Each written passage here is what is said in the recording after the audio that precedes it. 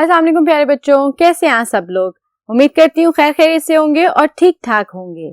तो बच्चों, मेरा नाम है रिदा अहमद और आप मेरे साथ उर्दू पढ़ते हैं। हम पढ़ रहे थे आपकी किताब का सबक नंबर 22 जिसका नाम था मेरी प्यारी साइकिल। तो बच्चों, बढ़ते हैं और देखते हैं आज हमने आपके सबक में क्या करना है।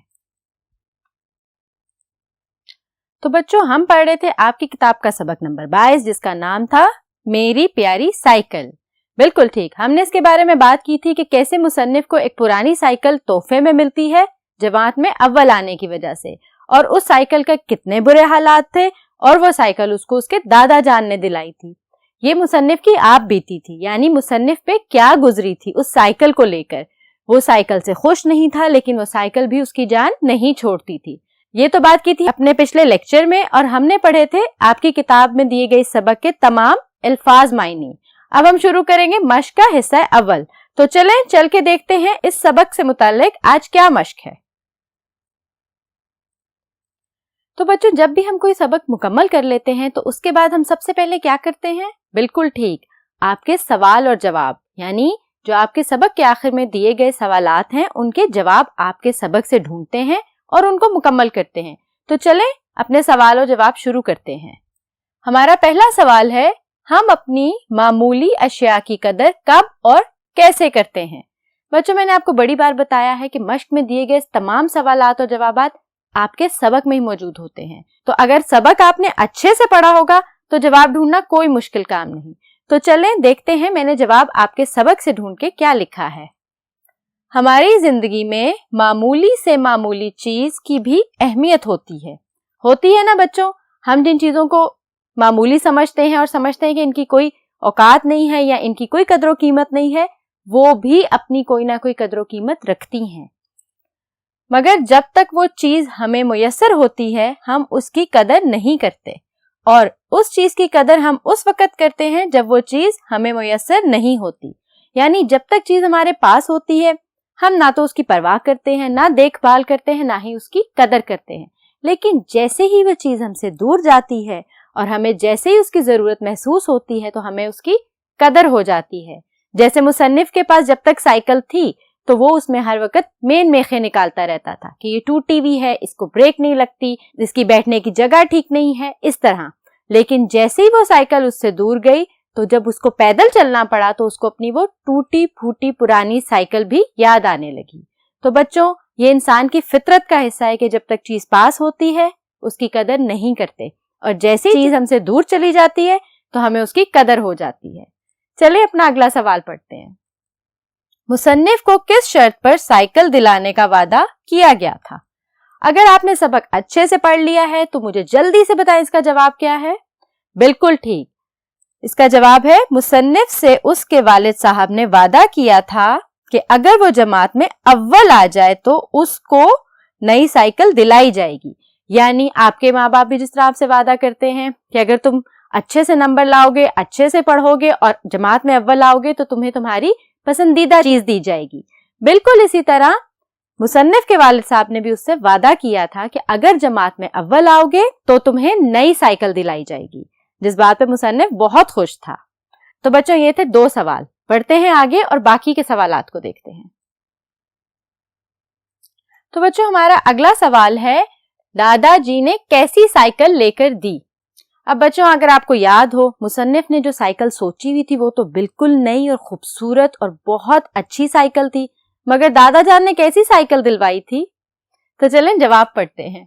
दादा जान ने अपने किसी हम असर से निहायत पुरानी और खस्ता हाल साइकिल लेकर दी। यानी हम असर मतलब किसी बहुत अच्छे दोस्त से जो साइकिल दिलवाई गई मुसन्निफ को, वो निहायत खस्ता हाल यानी बहुत बुरी हालत में और बहुत पुरानी थी, जिसपे मुसन्निफ का दिल बहुत उदास हो गया था।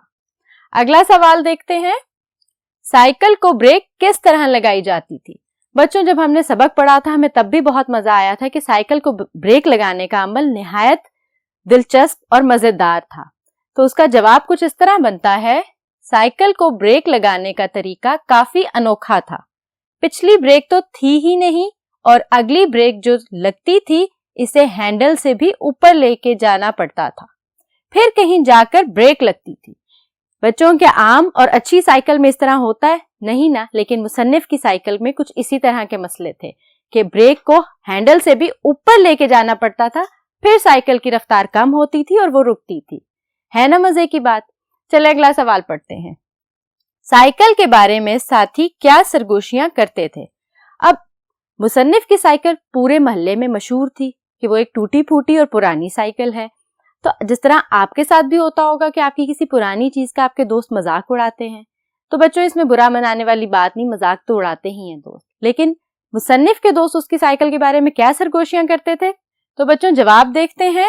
ساتھی سائیکل کے بارے میں سرگوشیاں کرتے تھے اگر کسی کو بھوک نہ لگتی ہو, موٹاپا, گیس یا بدہضمی کی شکایت ہو, یا کسی کے پٹھوں وغیرہ میں درد رہتا ہو, تو طاہر کا ہونڈا 5 منٹ تک چلائے تو اسے یقیناً اس امرت دھارا کے استعمال سے سینکڑوں بیماریوں. تو بچوں ابھی جواب مکمل نہیں ہوا, بڑھتے ہیں آگے اور جواب کو مکمل کرتے ہیں.